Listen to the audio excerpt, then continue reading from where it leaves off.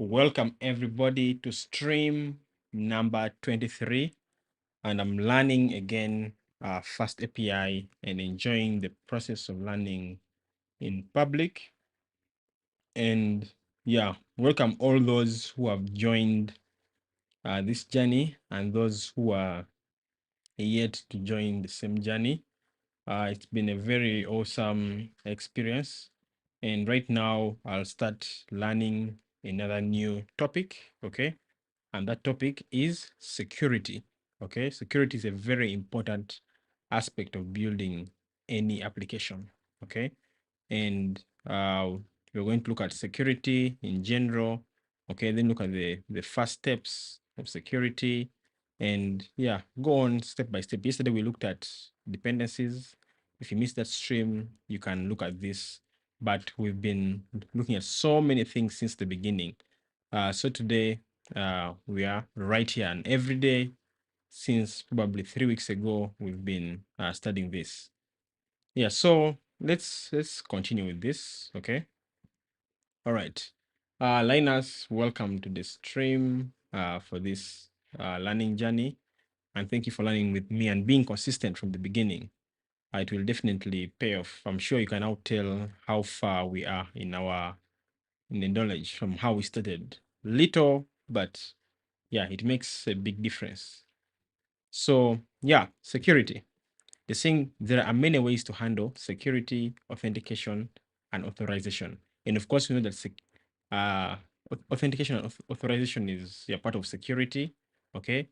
Authentication seeks to find out who you are, and authorization seeks to find out what a person can do. Okay. And they're saying it is normally a complex and difficult topic. Okay. They put difficult in quotes. Okay. Maybe I can call it tricky. That's the best. It is tricky and maybe sensitive. It is something that you have to be very careful about. Okay, the instances where I've thought I've done security, but one minute thing like this is enough to put down your application. So the best thing to do, I think, actually in security is have a checklist. I always have a checklist where I tick: have I done this? Have I done this? Have I done the other? Okay, so yeah, so let's get on with this. Okay, they're saying in many frameworks and systems, just handling security and authentication takes a big amount of effort and code. In many cases, it can be 50% or more of all the code written. This is true. One time I was studying a language called, not studying, but studying, but both also creating applications using a tool called Spring Boot. Spring Boot is a framework, a web framework of a tool called, of a programming language called Java, and Spring is the framework for creating web applications. Trust me, if you decide to learn about it, I don't know how it is right now, but back then it was, yeah, a lot of code for just creating a basic uh, setup for authentication. Okay, but yeah, now they're saying uh, in many framework and systems, handling security and authentication takes a big amount of effort and code. In many cases, it can be 50% or more of all the code written. Yeah, and with Spring Boot and just Spring MVC in general, excuse me, sorry for that. It takes a lot of what? It's a lot of code to write it. Okay, so let's go and see whether it's also a lot in FastAPI or not. So you're saying FastAPI provides several tools to help you deal with security easily, rapidly, and in a standard way without having to study and learn all the security specifications. But first, let's check some small concepts. Okay, they're saying are you in a hurry? At least I'm not. They're saying if you don't care about any of these terms and you just need to add security with authentication based on username and password right now, skip to the next chapters. Okay, so I'm not in any rush and I'm going to take my time to read the terms below. The first one is OAuth 2. They're saying OAuth 2 is a specification that defines several ways to handle authentication and authorization. It is quite an extensive specification and covers several complex use cases. It includes ways to authenticate using a third party. Okay. Did I read this as expensive or extensive? Let me read it again. Wow, I've had a long day today. I've been moving up and down and doing a lot. So let me slow down, okay, and focus. They're saying it is quite an extensive specification and covers several complex use cases. It includes ways to authenticate using a third party. They're saying that's what all the systems with login with Facebook, Google, Twitter, GitHub use underneath. So in other words, when you go to a web application and they have something like login with Facebook, login with Google, Twitter, or GitHub, it is all this is being enabled by OAuth 2, okay? So that enables to authenticate with a third party. So if I built an application, okay, let's say like for example, this website is my application, but you can log in using a third party like Facebook. For that to work, I have to use OAuth 2, okay? And I'm guessing that they are going to show us how to use that very soon. So let's go on. They're saying OAuth 1. They're saying there was an OAuth 1 which is very different from OAuth 2 and more complex, as it included direct specifications on how to encrypt the communication. It is not very popular or used nowadays. OAuth 2 doesn't specify how to encrypt the communication. It expects you to have your application served with HTTPS. Okay. So in OAuth 1, it's different from OAuth 2 and it's complex. Okay. It's different from OAuth 1, more complex, and included specifications or rules on how to encrypt information. Okay. OAuth 2 does not specify how to encrypt information. Why? Because it expects your application to be served with HTTPS. Okay. And serving an application with HTTPS means this: an SSL certificate or a TSL certificate, which means this. If I can simply Google this for those who don't know what this is, TSL. Okay. Let me say TSL certificate.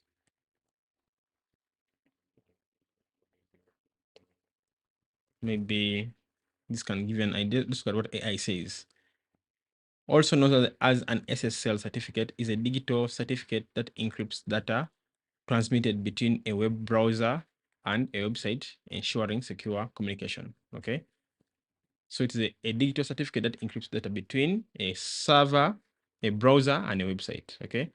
So, which means that if your application is served using HTTPS, there's an SSL certificate attached to it. And that would mean that is already security. So OAuth wouldn't mind about encrypting.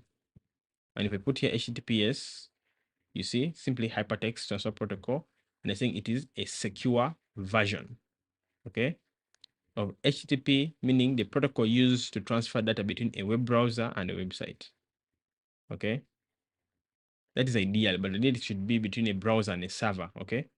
So if you don't know what TSL, SSL, HTTPS is, don't worry, okay. The whole idea is having your information encrypted. So encryption simply means to hide the information so that it cannot be discovered by someone who wants to steal it. Okay. So the whole goal is that HTTPS is safe. The key takeaway is that HTTPS is already safe. Okay. And if your application is served with HTTPS, it means OAuth 2 does not need to worry about encryption. That's what at least I understand from this. So they're saying tip, they're saying in the section about deployment, you will see how to set up HTTPS for free using, is it Traffic and Let's Encrypt. Isn't this nice that you can set up HTTPS for free using Traffic and Let's Encrypt. So if I go on, they say OpenID Connect. So saying OpenID Connect is another specification based on OAuth 2. It just extends OAuth 2, specifying some things that are relatively ambiguous in OAuth 2 to try to make them more interoperable. Wow, this is much English for me. Let me find what does this word mean? Able to exchange or make use of information. Oh, okay. So in other words, it makes it easier, okay, for applications to exchange information. So OpenID Connect is based on auth 2, but has been made in such a way that it makes things, applications easier to communicate, which is a good thing. This is a win for us. Okay. So what I'm learning is this. Okay. The first thing was auth 1, okay, which was very complex. Then auth 2 was created, which simplified everything. Then after that, we have OpenAI Connect, which made OpenID, not AI, but OpenID. I guess OpenAI is now living in my mind. Okay, rent free. So let's go on. They say, for example, Google login uses OpenID Connect, which underneath uses OAuth 2. So abstraction of an abstraction. So we can say that an implementation of OpenID Connect is an abstraction of OAuth 2. So they're saying, but Facebook login does not support OpenID Connect. It has its own flavor of OAuth 2.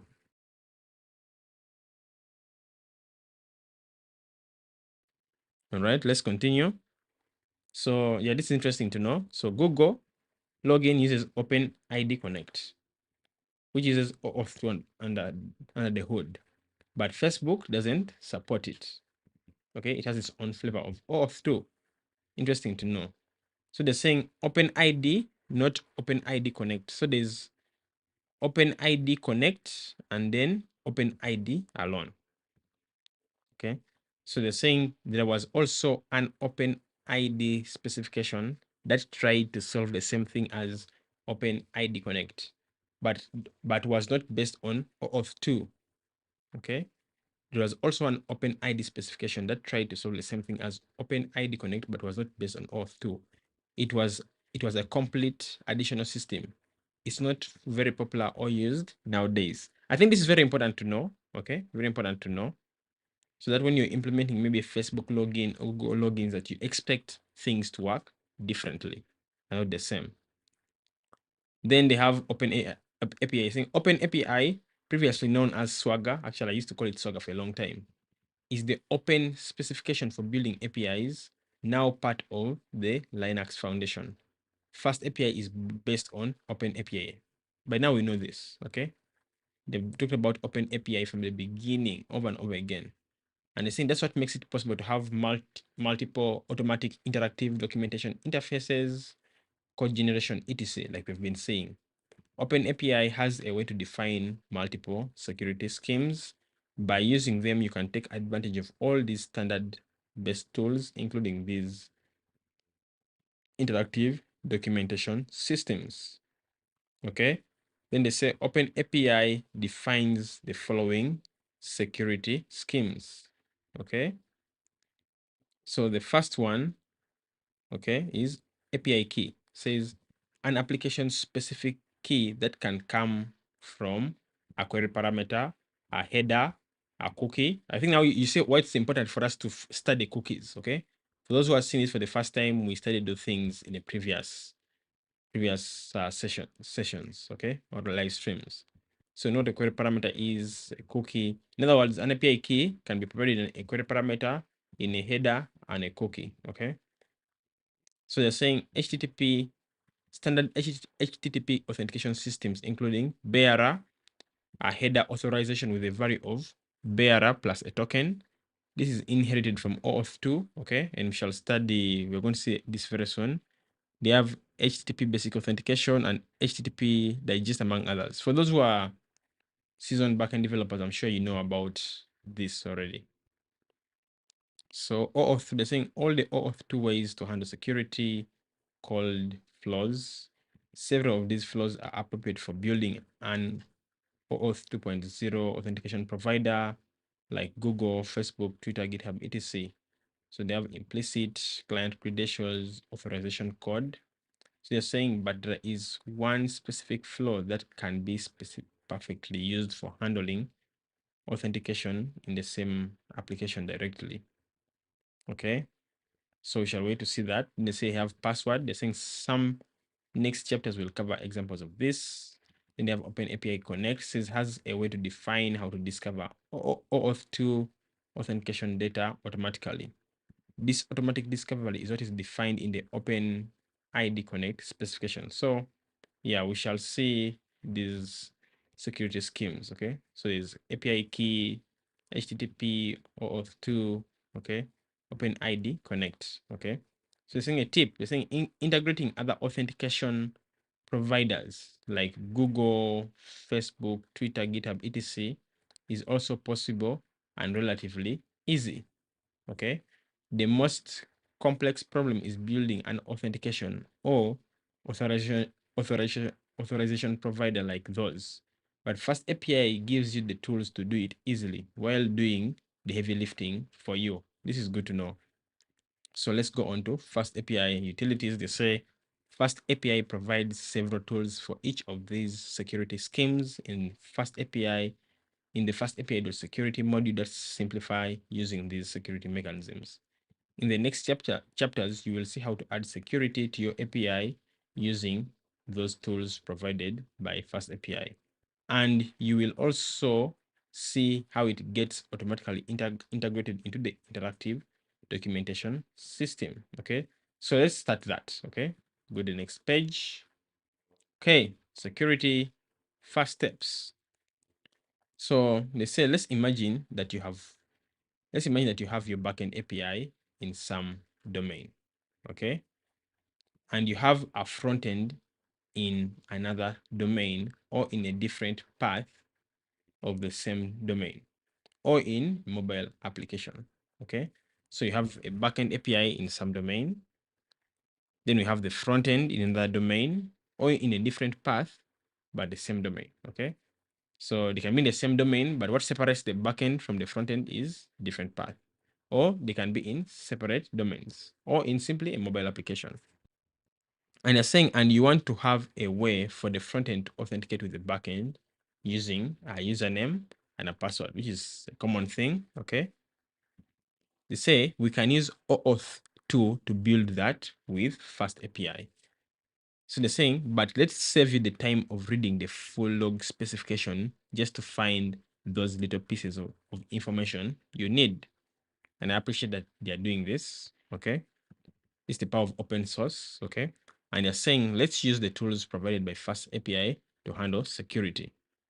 Okay. So how it looks, you're saying, let's first just use the code and see how it works. And then we'll come back to understand what's happening. Okay. So the first thing they're saying is we create a main.py. Okay. They say copy the example in a file main.py. Okay. So I can copy this, slightly minimize this browser, come here, copy, and I expect that my application is still running. Okay, and okay. So this is the code. And here we can see that the import annotated from typing, the import FastAPI and depends from FastAPI. We know what depends is all about for adding a dependency. We have OAuth 2 password bearer, which is imported from FastAPI.security, like they told us. Then we have an instance of FastAPI, and then they have a scheme. Remember, they told us OpenAPI has a number of schemes, okay? Like they said, HTTP is a scheme.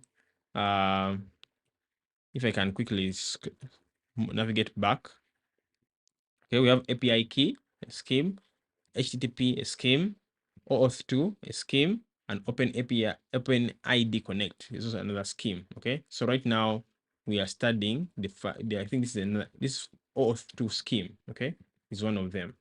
So they're saying OAuth 2 password bearer. Okay, to create an instance of this, but pass a value token URL, and the value is a string token. Okay, I hope they'll have to explain to us what this means. Then here we have a path operation decorator with a URL items. Then we have a path operation function. Okay, and this takes a token. Okay, which has been annotated with the type being a string, and then it depends on auth 2. So remember, now this explains what we're studying recently. Okay, actually yesterday about dependencies. Okay, So this will be first executed before, then that token will be provided to this. Okay. So let us continue reading.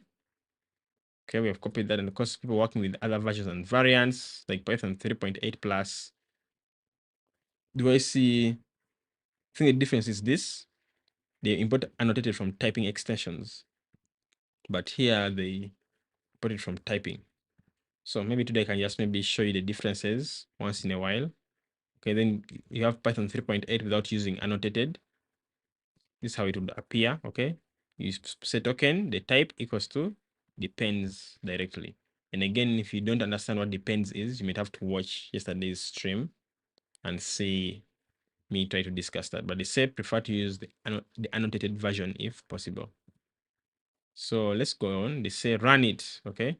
So they say the Python multipart package is automatically installed with FastAPI when you run the pip install FastAPI standard command. Okay. However, if you use the pip install FastAPI command, the Python multipart package is not included by default. To install it manually, make sure you create a virtual environment, activate it, then install it with pip install Python multipart.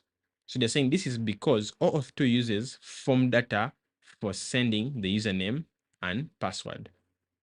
This makes sense. And actually, when we're learning about forms, okay, we about accepting form data in the or multipart data, we installed Python multipart. Okay. So let's go on. It's saying run the example with FastAPI dev main.py. I was already running. And they're saying go to the interactive docs at this. You will see something like this. So something like this. Okay.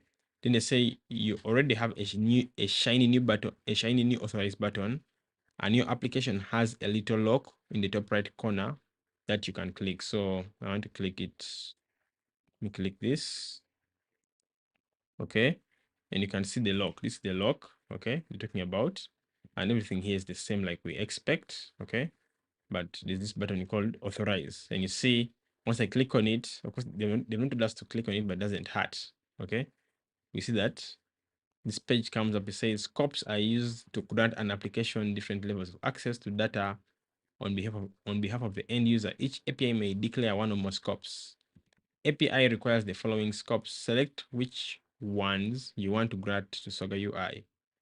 You're saying OAuth2 password, bearer, OAuth2 password, token URL, token, flow, password. So you enter the username, okay? Then the password. Then you're saying client credentials, okay? Location. Okay. So I think they're asking, should it go in the header or the request body? Okay. Then you have client ID, secret, okay? Interesting, okay? Let's just go back to read. Let me not assume I know. So you're saying if you click, you have a little authorization form to type a username and password and other optional fields. Okay. Yeah, this is what we have just seen right now. Then when I continue, they're saying note, it doesn't matter what you type in the form, it won't work yet, but we'll get there. And of course, actually, I guessed that. Okay. And I think this is, of course, not the front end for the final users, but it's a great automatic tool to document interactively all your API. It can be used by the front end team. That can also be yourself. Okay. It can be used by third-party application systems. It can also be used by yourself to debug, check, and test the same application. This is true. Then you're saying password flow. You're saying let's go back a bit and understand what is all that. The password flow is one of the ways or flows defined in OAuth2 to handle security and authentication. OAuth2 was designed so that the backend or API could be independent of the server that authenticates the user. But in this case, the same FastAPI will handle the API and the authentication. Okay. So you're saying OAuth was designed so that the backend or API is independent of the server that authenticates the user. Okay. So API different from API server, different from authentication server. But saying in this case, the same fast API application will handle the API and authentication. So into one, okay? So saying let's review it from that simplified point of view. So this is what password flow is all about, okay? Defined in OAuth2 to handle security and authentication. So they're saying the user types the username and password in the front end and hits enter, okay? Just like in a similar form. This is what I want. In a similar form like this, username and password, okay? And hits enter. Then they're saying the front end running in the user's browser sends that username and password to a specific URL in our API declared with token URL equals to token, okay? What we saw here, okay? This in the code, okay? So a specific path declared with token URL equals to token. So they're saying the API checks that username and password and responds with a token. And they're saying we haven't implemented any of this yet. And they're saying a token is just a string with some content that we can use later to verify this user. Okay. That is why here you see that the type is a string. Okay. It's a string. So they're saying normally a token is set to expire after some time. So the user will have to log in again at some point later. If the token is stolen, the risk is less.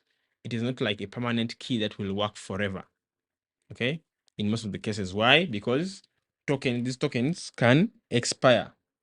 So they're saying the front end stores that token temporarily somewhere. Okay, the front end stores the token temporarily somewhere. Okay, and the user clicks in the front end to go to another section of the front end web app. The front end needs to fetch some more data from the API, but it needs authentication for that specific endpoint. So to authenticate with our API, it sends a header authorization with a value of bearer plus token. Okay. For those of you who have not done this before, it will look like this. Okay. Let me just demonstrate to you this, because this makes complete sense because I've done it before. So you send the tokens. Okay. So you have something like authorization, okay, like that as the key in the header. Then you have bearer, okay, like that, space, then your token, okay, to be something random, maybe probably like this. This is how it would look like, okay, something like this. And of course, when ahead, we shall see how to create these tokens. And of course, when I'll be building that my project, you'll also see me use these tokens, okay.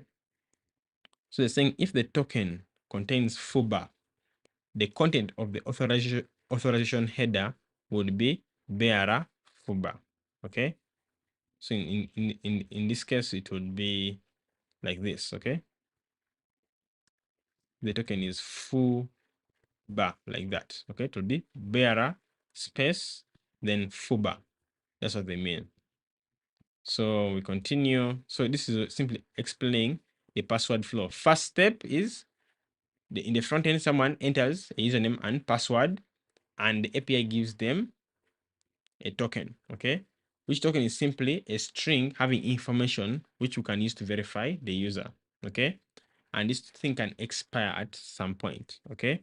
So the front end stores this token temporarily somewhere so that when they can go to another section in the page, okay, or in another page or whatever in the other section, and they want to fetch some data, okay? They need authentication. But to authenticate, they use this token that they have stored somewhere, okay? Like in local storage, okay? And then they send it to our API with a header called authorization with a value.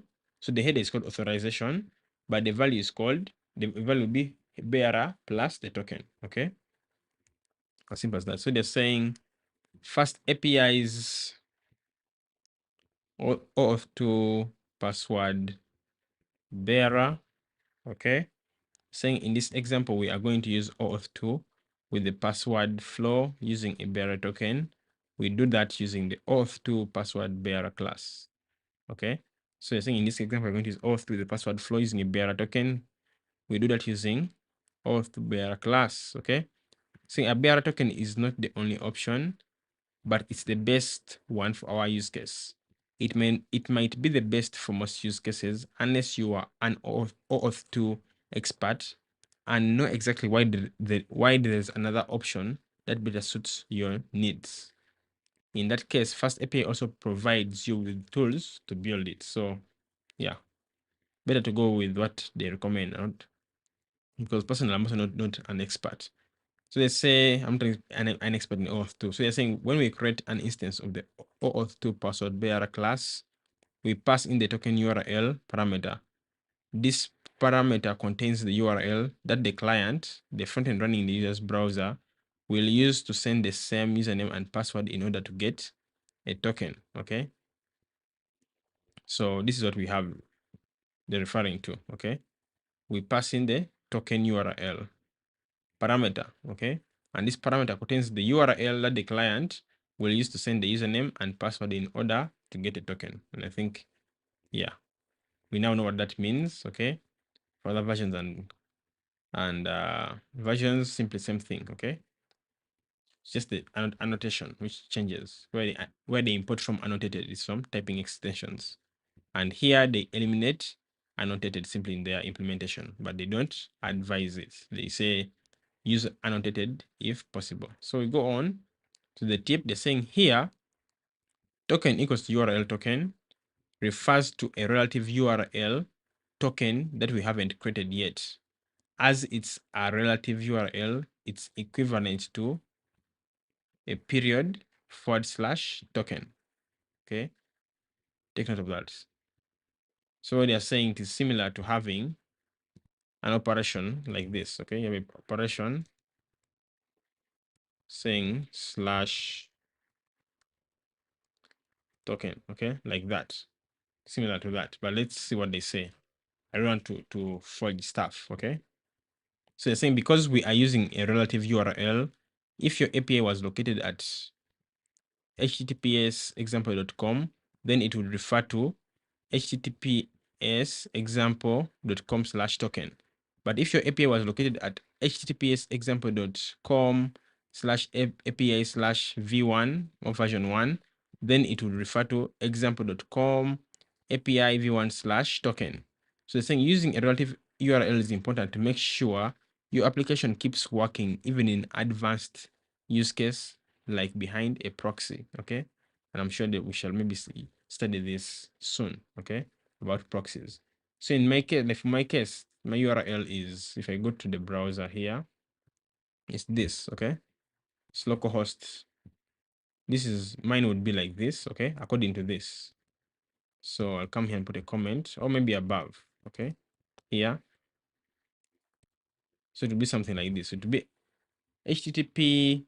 Okay, this is the address of localhost port 8000/token, like that. Okay, this is the meaning of this. If I change this to /stream, then also here would mean /stream, like that.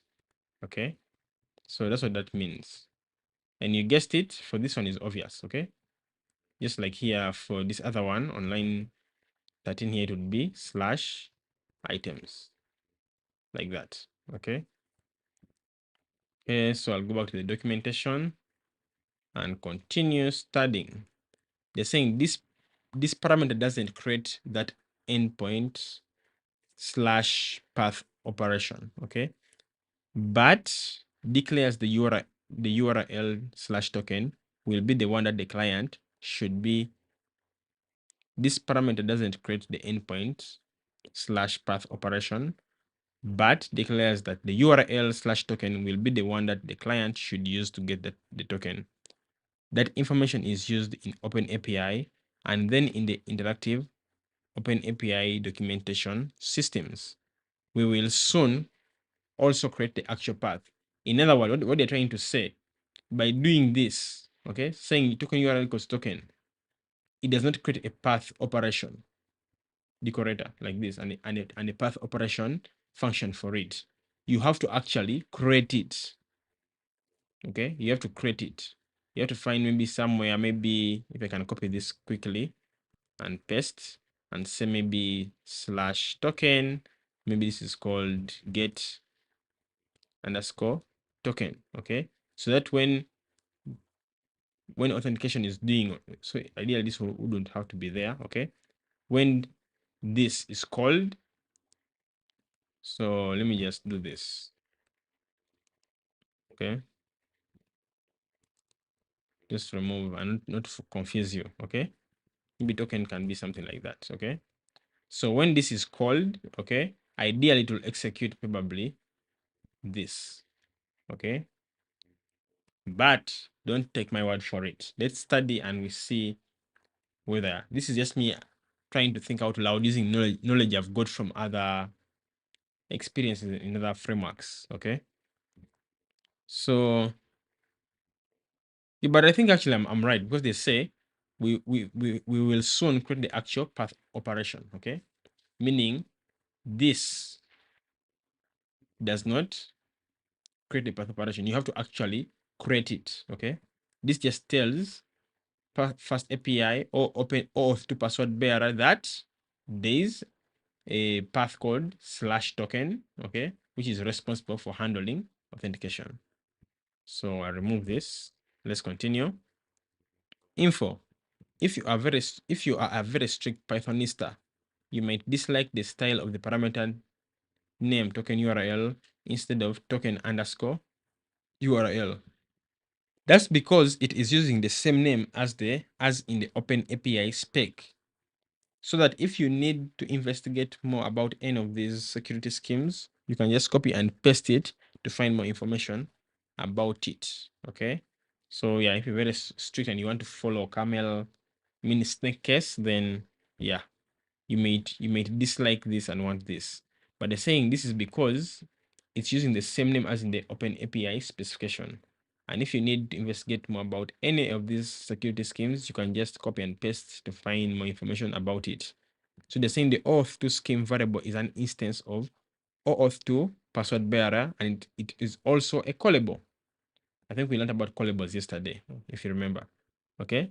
And of course, if you know basic Python and you know about OOP, you simply know that auth2 is a auth2 scheme is a variable storing an instance of auth2 password bearer. Just like app is a variable storing an instance of FastAPI. Okay. So app is a callable, auth2 scheme is also a callable.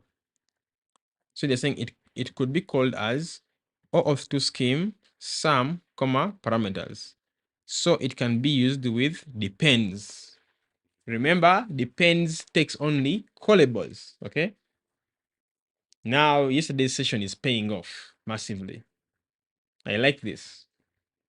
So they say use it. Okay. Say you can pass that auth2 underscore scheme in a dependency with depends. Okay. Just like you see here. Okay. And they're simply explaining what we know. Okay. So you say, so we know that this path operation function has a dependency. Okay. And the dependency to specify dependency, you use depends. Okay. This, which is a function. So you'll have parentheses like this. Okay. These two. Then you pass the callable, in this case, which is auth2 scheme. And from what we studied yesterday, we know that this will be first be executed, and then what is returned is given to this path operation function in this variable. So we continue to say this dependency will provide a string that is assigned the parameter token of the path operation function. And we know that from yesterday. And I think FastAPI will know that it can use this dependency to define a security scheme in the Open API schema and the automatic docs. Okay. So yeah, this is good. It will define a security scheme, and we know what the security scheme is. Okay. So technical details saying FastAPI will know that it can use the class auth2 password bearer declared in a dependency to define the security scheme in the Open API because it inherits from fastapi.security.auth2.auth2, which in turn inherits from fastapi.security.base.security.base. So yeah, just inheritance being in play and good information for us to know. It's saying all security utilities that integrate with Open API and the automatic API docs inherit from security base. That's how FastAPI can know how to integrate them with in OpenAPI. Actually, this is good to know because in case I want to build my own stuff, I can inherit from security base. So they're saying what it does. They're saying it will go and look in the request for that authorization header, check if the value in bearer plus some token, and will return the token as a string, as str, a string. So they're saying if it doesn't see an authorization header or the value doesn't have a bearer token, it will respond with a 401 status code error, unauthorized directly. Okay, and this is what should actually happen. Those of you who have been doing backend development, this should be normal to you. Okay, and they're saying you don't even have to check if the token exists to return an error. You can be sure that if your function is executed, it will have a str in that token, a string. You can try it already in the interactive docs. Okay. So you say we are not verifying the validity of the token yet, but that's a start already. Okay. So saying recap, in just 3 or 4 lines, you already have some primitive form of security. Okay, which is a good thing. Okay. So you can see here they tried, okay, and they got detail not authenticated. Even here I can try it. Okay. How can I cancel this? There's some button which is hidden down here. Okay, so I'll come to execute. You see, you get 401 detail not authenticated, error unauthorized. Why? Because of what they just explained to us here. Okay, so yeah, this is good. A good first step to authentication. Again, we are following the Open API, which has a number of authentication schemes. One of them is using the OAuth 2 scheme, and that's what we are just learned right now. Okay, so yeah, we'll build on this tomorrow. Okay, in tomorrow's stream. I want to end for now because yeah, I'm a little bit tired. Okay, I know I've not made an hour, but let me end it for now. Tomorrow I'm going to continue studying. We shall continue from here, from how to get current user. This is a very important thing. The chance that you'll do this, if you're new to backend development, the chance that you'll need to get the current user is like 99.999%. Then after current user, we can go to auth 2 with password and bearer, then auth 2 with password and hashing, then bearer with GWT tokens. So tomorrow I'll want to have 2 streams, God willing, but one in the morning and one in the evening. So tomorrow, 10 a.m. East African time, I'll have a stream. So thank you all for watching and following with me today. Have a good rest of the evening, morning, or night, wherever you are. And let's meet tomorrow to continue learning and possibly finish everything concerning security. Bye for now and have a good one.